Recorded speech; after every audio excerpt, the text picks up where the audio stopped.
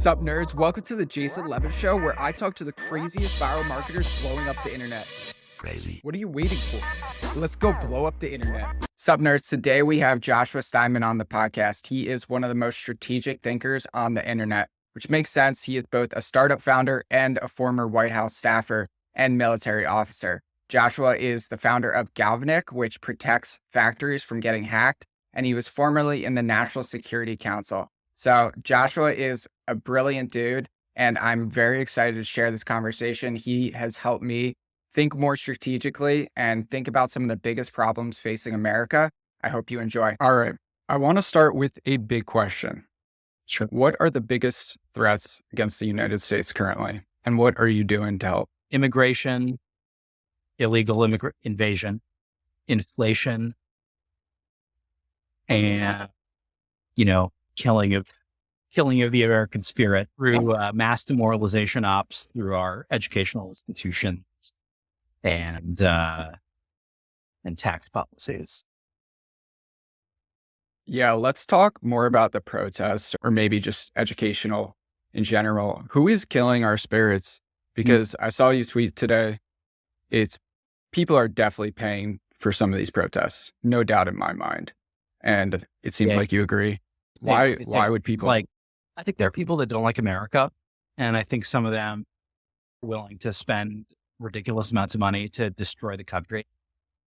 There's folks flooding the country with the populations of Latin American prisons happening right now, and they're financing it.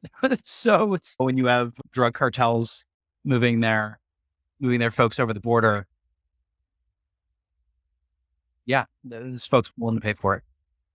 Yeah, definitely unfortunate. And so what is Galvanick and how are you helping with security? The problem we're solving is cybersecurity for big connected infrastructure. Big problem. Not as big as invasion, inflation, and mass demoralization, but it's a big problem, and it's a problem that we can solve. Yeah, we secure big connected infrastructure against things like factories or critical infrastructure sites. How do you do that? How does one secure a giant factory? Like that just blows my mind. Yeah, you collect a bunch of data and you look for patterns in the data. It's a huge undertaking that requires a lot of ingest and processing and then discernment of what actually counts as bad. Gotcha. And I know you've previously talked a little bit about some of the threats towards factories. Who is doing something bad to a factory? For people who are maybe naive or uninformed, why screw up a factory? Yeah, so there's a bunch of different threats. You can have direct threats from other nation states that just want to degrade the capacity of American or other nations' manufacturing capacities. That can look like ransomware. It can look like just outright wiping of the systems that are managing those processes. It could also be collateral damage. We've had huge cyber incidents over the years where the affected industrial facilities were not actually the targets, but malicious software just spreads over the internet. And sometimes that spreading can catch big facilities in a place where they're offline for days, weeks, or even months. Yeah, I feel like a lot of kids, or at least Gen Z, I'm 26, so kids, I'd say. Yeah. We're almost naive. It feels like it's been very peaceful. Who's going to attack America? Who's going to attack? Nobody attacks factories. That's not a thing. Or power lines. I remember seeing that on Twitter. Like, who would attack a power line, right? Yeah, it happened just a few weeks ago. There's a beer bottling facility that was taken down. Duvel, if you've ever had that in a bar. Yeah. And then just a few days ago, announcement that I think it was Iranian state actors had gone after a bunch of water infrastructure in Texas. And those folks had rolled back to manual control in order to maintain control of that asset. Keep the water going. Yeah, this stuff happens all the time. And I think it's going to happen at an increasing rate. Saw that in my last job where it's just number go up, compounding. Yeah. And you were in the White House, you were working there. You think it's easier or better to make impact from outside or inside? It's just different. You do different things in different places.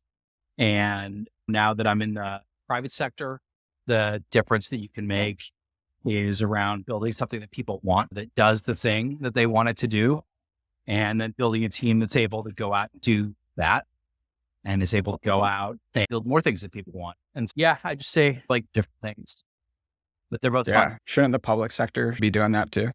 Building things we want in the country? That'd be amazing. Yeah, That'd they be don't. cool. I don't know if they should or not, but it's not what it is. Yeah. Not what it is. Fair enough. Where's your head at about the upcoming election? Who do you think will win? I want Trump to win again. But yeah, I don't really have an ability to predict the future. And even though it looks like he's on to win now, the other side, back in Iraq, we used to say the enemy gets a vote. I'm not trying to say who's enemy here, but the other side gets a vote. And they're going to try and do as much as they can to make sure that their coalition win, whether it's try to create this new summer protest movement that we're seeing spin up right now, or maybe they'll try and do another disease or something like that. But we don't know. It's a long time to go. It's May, June, July, August, September, October, November. It's 7 months. It's an eternity. Think of what was happening 7 months ago. But yeah, it's an eternity. It's really interesting. I feel like there is percentage of the left, of course, a huge percentage that is moving way left, but then there are some people that are switching sides. I think among Jewish population especially are just like, peace out. This can't go on anymore. I've seen it with my friends, especially my friends' fiancés or girlfriends who identified as liberal. And now we're like, yeah, Trump wasn't that bad. Like, really, it's been wild to see. Definitely been crazy to see people who hated Trump and now are like, oh, it could be worse. So it's weird. What did you think of Biden's pause? Was that just like a badass, I'm saying a statement and then I say pause after? Or do we have a dementia-filled president? I don't think he's got his faculties about him, but it's a lot of power that's concentrated in him and in the coalition that continues to operate the levers of power. It's strange. A strange thing watching what could be accused of as a figurehead for aid. So I don't really know. People tell me things and I don't even know if they're telling facts or they suppose they're true. It's so hard to know. Yeah. How did you end up in the White House working with President Trump and the team?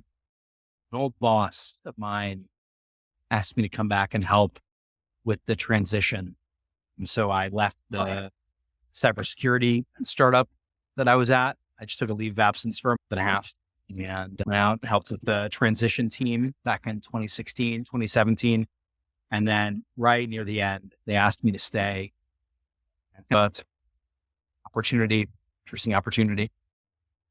Yeah, definitely sounds like a once in a lifetime or very infrequent opportunity. Sounds very cool. I have been becoming more and more fascinated and passionate with defense in general, seeing how important it is, seeing the El Segundo movement, people like you and Augustus, Christian. I had him on my podcast recently. I know he's not there specifically, but a very big advocate.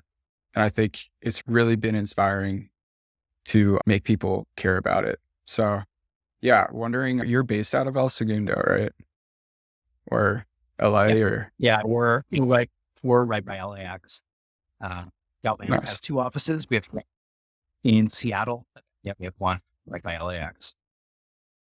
Very cool. And what is that scene like? And what should people know about it? We've seen it all over. What's it like being in it? Yeah, it's opt-in, bullish on America, on building.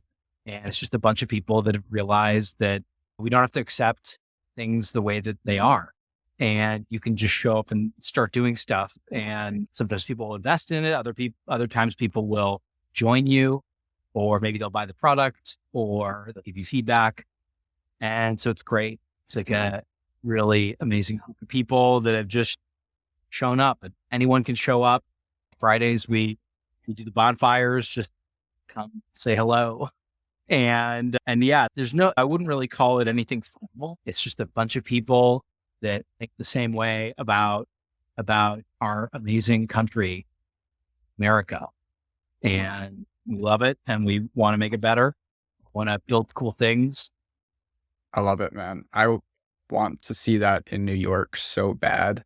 I don't know if it's possible, obviously, but I think it's really important right now. Like, it's just not happening in New York, man. All the major protests, it's definitely been not people who want to see America win, and disappointing. Yeah, like I've really been disappointed seeing the victimhood mentality of people, and not just, I don't know, man. People have hard lives, but there's a song line that I've always related to. It's like, never met a victim who was winning, and you got to get out of it. Be grateful that if you're in America, you're fucked. Yeah, get it, dude. People are just like fighting to get into this country, like a lot of people, and meanwhile, other people want to tear it down. So, definitely been sad to see. Yeah.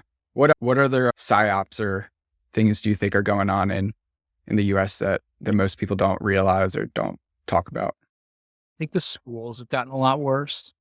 I think that I saw this happen with universities where they're getting rid of, first of all, you got like rampant grade inflation in like primary schools, and then the universities have stopped taking standardized tests.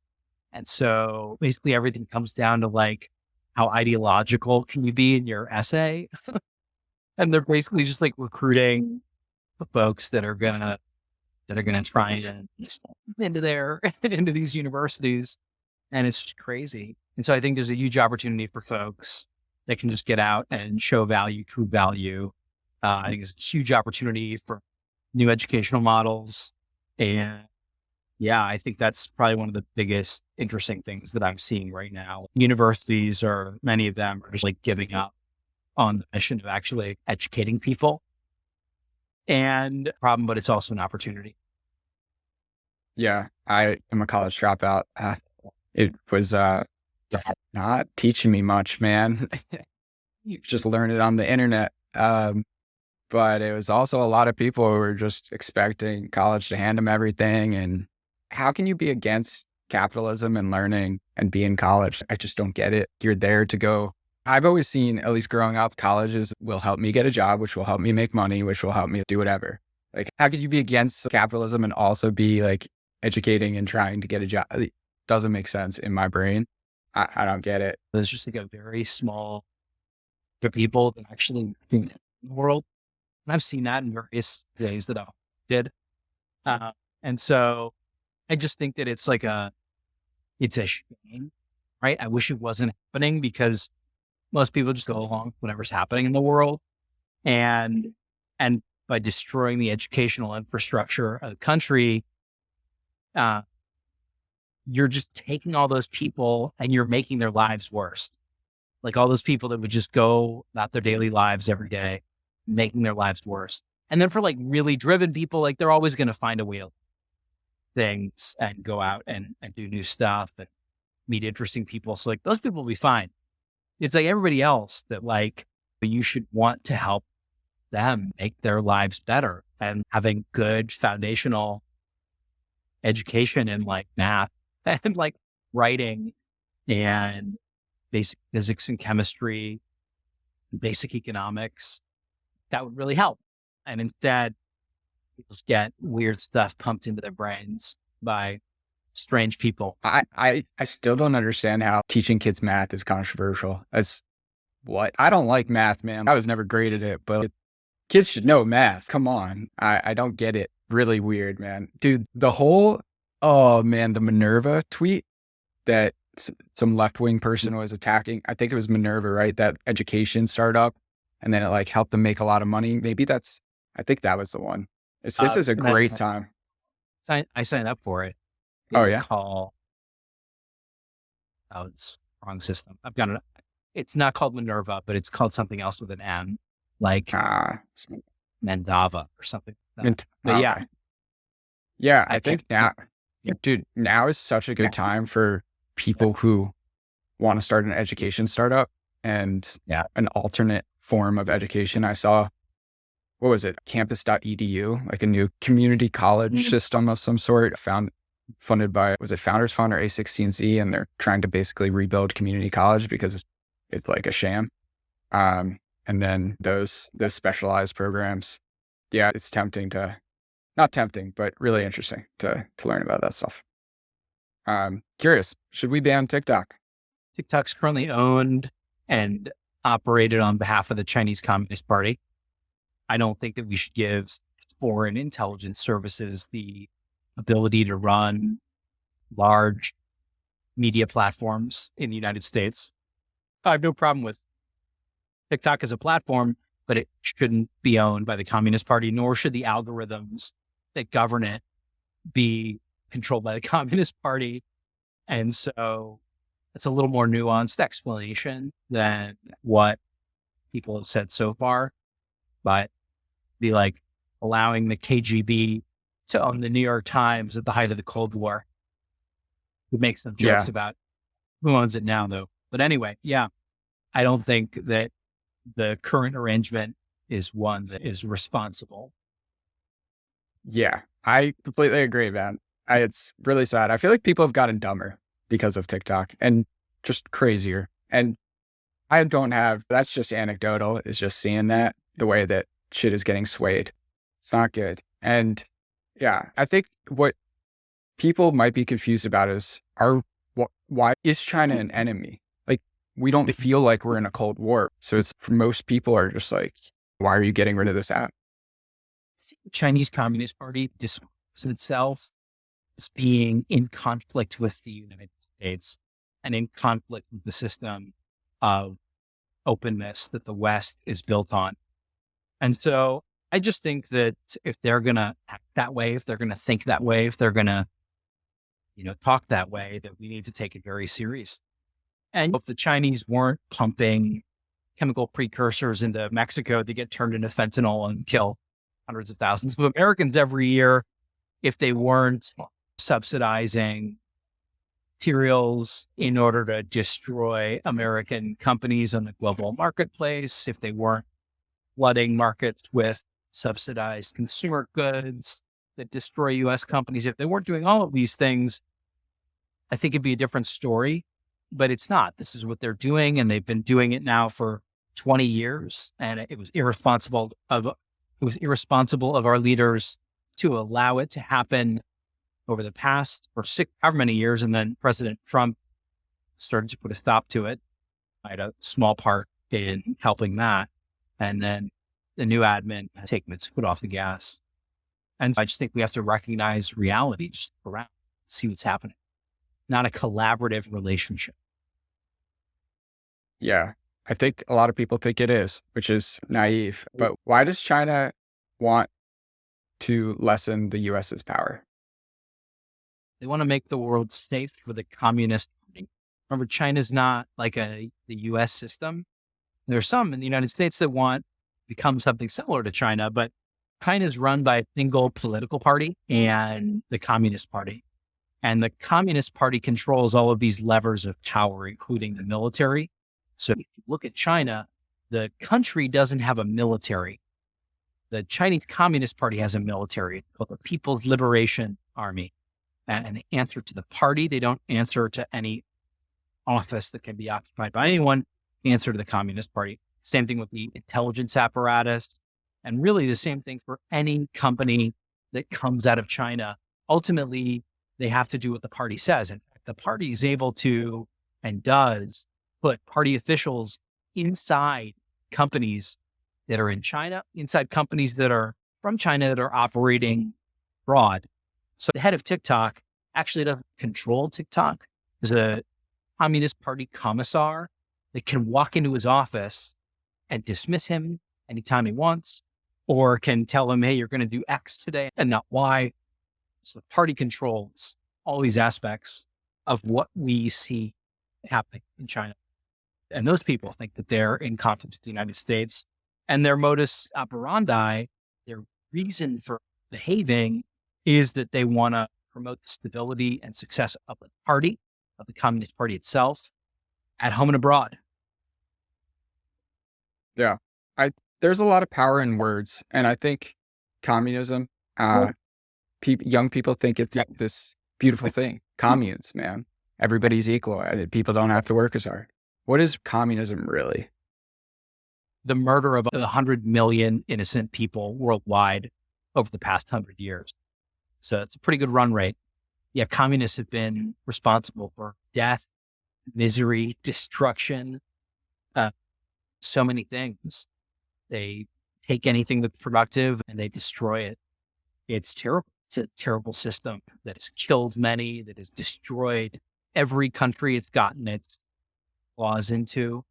It's just a dysgenic, disgusting philosophy that worships the deformed human soul and the deformed human body and seeks to turn everything in its grasp into that deformed thing, disgusting, sniveling, smelly, non-productive thing.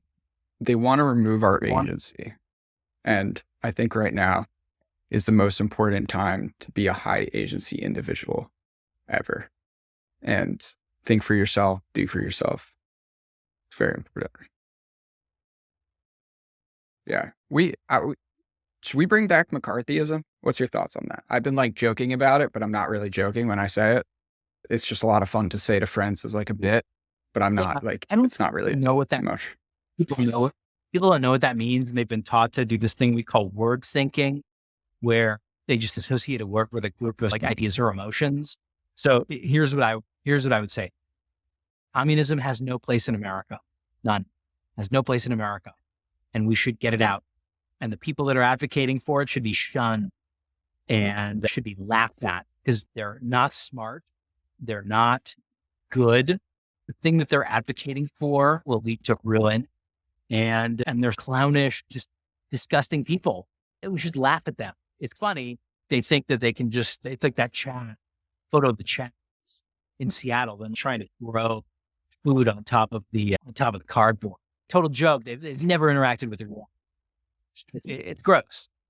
It's a deformity of the human mind. So never mind all these people in the past. The point is, you just laugh them out of civil society, deny them the ability to have any say over what we do in this country. And that means you should separate them from any position inside government. They shouldn't influence. They shouldn't say, just get them out. Just get them out. Let them fend for themselves on the open market instead of having taxpayers. Yeah, let's get them out and make them live by their own philosophy. They can go to China if they want. That's fine. They can go to Venezuela if they want. That's great. In fact, all right, the weather's nice there. Let's do that. Let's let them live by their ideals. Yeah. Place under the Constitution. Yeah, get rid of it. Let's very gently and legally remove them from the places that they are. So I don't know what these were, some senator a long time ago, but the point is that's not the way in which we're going to promote an amazing country. That's never going to be the way in which we have human flourishing. And I think we should have all that. So let's do it. Let's do that. Let's get them out. That would be nice. It'd be a lot more peaceful in New York if we could get rid of some communists. And same thing with the trans Palestinian fans. Yeah, let's go to Palestine or go to Gaza, have some fun. I think that you'll last a long time there. Meanwhile, Israel is one of the most LGBT friendly places, but hey, don't tell that to them. So I think another thing that I worry about a lot is the legalization, decriminalization, whatever the word is, popularity of weed. And I think one of the reasons why communism is popping up so much and why kids in college are doing crazy shit like protesting like this. Protesting has always been normal, but these kind of riots is because they're just high. They're on some sort of drugs in general, and weed has gotten so strong. And if you can't think clearly, if you can't learn, you're obviously not going to be a well-informed person. You're not going to, there's no clarity. And seeing, man, dude, walking around New York and just seeing a dispensary every few blocks, it's really, I believe that was such a big mistake by America to do this. And we're going to be regretting it I think it's a huge mistake. We're going to be regretting it in years to come because our population is just going to get dumber. That's it. And it already is. And like, think less clearly.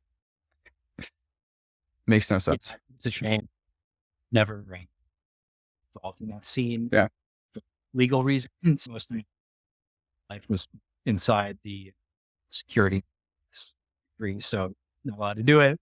Never really attracted my interest as well when I was younger. So yeah, I see people that are doing those types of things, and I just think it's not going to lead to the thing that they want. It just makes people unhappy, lethargic. I have a shot of espresso and it changes my perspective. Imagine what happens when someone tries to do something crazy with some screwball chemical they found on the underside of a Latin American toad. Trust me, I know, man. I smoked weed from 16 to 21 almost every day, and it ruined my life. Totally sent me on a spiral, man. And so I quit five years ago, coming up this August, 5 years. And so I see firsthand that the kids who I grew up with who are still getting high are going on this just parabolic path down. And it's cool, like in normal in college, and then you just keep going and down.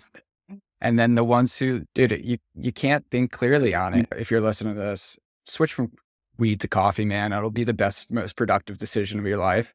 Like caffeine, it's a miracle drug, man. Marijuana, just going to make you stupid. And I think our parents were right, man. So many things that we were told when we were young for them to be correct. Yes. And I think it's becoming that more and more. Like I tweeted the other day, growing up is going from Eric Foreman to Red Foreman, because I literally, like in a span of 5 years, I've switched to just like, everybody is a fucking dumbass and it's your fault you're a dumbass because you're probably high. Like that's just my mentality now. Like I filmed these street interviews in New York, like across New York or whatever, in Washington Square Park, which if you've ever been, is just, it smells like weed all the time, right? And just so many people just high, like lazing around, but also protesting. And it's get your shit together, man. Stop being a dumbass. I'm Red Foreman at this point. I'm a 26-year-old Red Foreman, and it's a problem, but it's a good thing, I guess. What excites you about America? What excites you? Why should people be hopeful? No, it's a lot of good stuff. You know, come tell Segundo. It's exciting. People starting companies. I get to help my fellow founders start new businesses, go out and build cool things. And it's great. I think human history is filled with challenging moments, and we're starting to get into one. I'm sure it'll go on for some time. And so ain't nothing better than just putting your shoulder behind the cart and pushing, and whether that's starting something or joining something that's going to make a positive impact on things. I think it's a great time, despite all. It's definitely a time to do something meaningful. And I'm feeling that more. And maybe it's just growing up and whatnot, but it's time to do something meaningful, more important than ever right now. Hopefully, I think talking about this stuff on Twitter and podcasts is meaningful. And I hope it is. What's your thoughts on Twitter? You're up to 50K followers. Curious, what's been your thoughts there on strategy and talking about what you do? Because your threads are amazing. Yeah. You know, people have tried to do bad things to me for many years. But when I was in the last job, and so I just figured I was going to speak my mind. And I have friends that disagreements with, and that's totally fine. Try and be social and be willing to have open conversations with people, or disagree with them, or maybe even realize that you said something that wasn't an accurate depiction of reality, but get out there and have a conversation with folks. I think it's a lot of fun. It's how I blow off steam. I tend to be clock. And so I love it. Nice little tune sending emails, helping to keep things on the rails with the company, being a good dad, young son, and be a good husband, and good member of families. Yeah, I like it. It's cool. And the nice thing is that it's a nice way to get to know people. So I've made a ton of friends off Twitter, and it's a place where you can also like highlight whatever it is that you want to highlight, right? So you've got a following and you get to tell them about cool things that you see. and you just get to put energy out in the world. And I think that's great. It's a fantastic feeling. Do you feel more powerful against people who attack you now that you have a following? Because I sure as hell do. I don't know that I've ever thought about it like that. I think from my perspective, it's about being able to communicate clearly. And you can do that with 10 followers. You can do that with 1,000 followers. You can do that with 1 billion followers.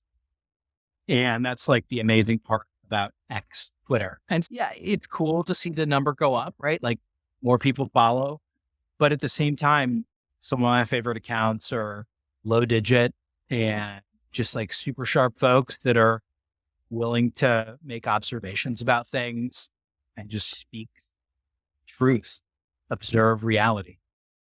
Dude, my favorite thing is when I find an account with 1,000 followers just tweeting bangers and it's my secret and I'm just super happy, or like even less. It's so sick.